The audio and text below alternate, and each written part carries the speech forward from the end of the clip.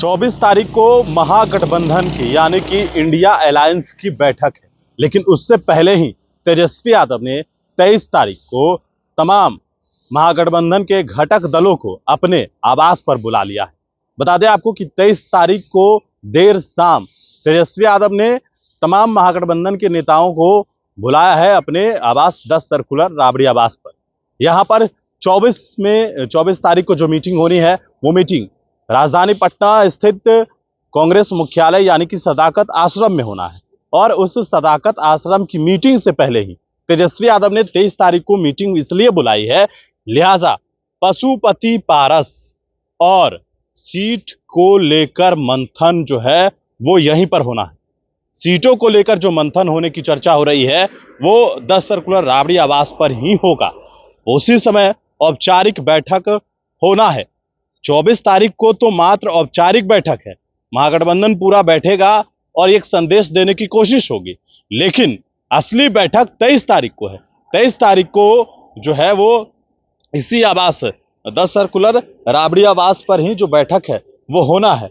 और तेजस्वी यादव इस बैठक में रहेंगे और इस पर गहन मंथन होगा सीटों को लेकर, क्योंकि इस बार जो राष्ट्रीय जनता दल है वो किसी भी सूरत में सबसे ज्यादा सीटें जीतना चाहती है और इसलिए जितना ज्यादा से ज्यादा सीटें हो वो उस पर लड़ सके। क्योंकि जिस तरीके का स्ट्राइक रेट कांग्रेस का रहा है तो कांग्रेस जो है वो अपने बदौलत का कहा जाए तो एक भी सीटें कभी जीती नहीं है, लेकिन लालू प्रसाद यादव के साथ रहने पर कांग्रेस जो है वो कई सीटें जीतती हुई नजर भी आई है।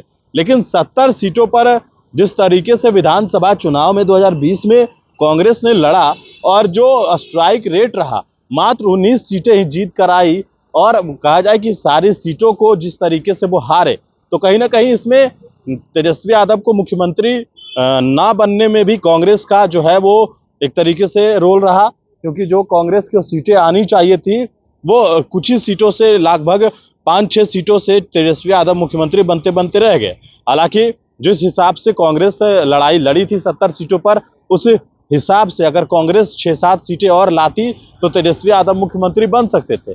लेकिन इस बार तेजस्वी यादव ने यह रणनीति बनाया है कि इस बार ज्यादा से ज्यादा सीटों पर राष्ट्रीय जनता दल लड़े। इस बार वीआईपी साथ में है अभी तक, हालांकि थी पिछले बार भी मुकेश सहनी इनके साथ थे। अंतोगत्वा जब प्रेस कॉन्फ्रेंस हुआ तो बीच प्रेस कॉन्फ्रेंस से उठकर उन्होंने सीधे इस बात को कहा कि मल्लाह के पीठ में छुरा घोंपा गया है और उसके बाद वो भाजपा से उनकी डील हो रखी थी और वो भाजपा के साथ चले गए। लेकिन इस बार क्या होगा ये देखना दिलचस्प होगा, क्या मुकेश सहनी टिकेंगे या फिर उड़ जाएंगे, क्योंकि जिस तरीके से पिछली बार भी गायब हो गए थे और ठीक चुनाव से पहले गायब हुए थे, और इस बार भी जो समीकरण जिस तरीके से उनके तेवर तल्ख यह कहा जा रहा है कि सीएम बनेंगे तेजस्वी यादव तो डिप्टी सीएम हम बनेंगे, 60 सीटों की डिमांड, तो कहीं ना कहीं इन तमाम चीजों को देखा जा रहा है और इन तमाम चीजों को लेकर जो है वो कयासबाजी भी लगातार जारी है। और इससे पहले 23 तारीख को जो है 10 सर्कुलर राबड़ी आवास पर अचानक से एक बैठक तेजस्वी यादव ने बुला ली है। अब देखना है कि इस बैठक के बाद क्या कुछ होता है। तो फिलहाल मनीष फोर्नेशन के साथ नमस्कार।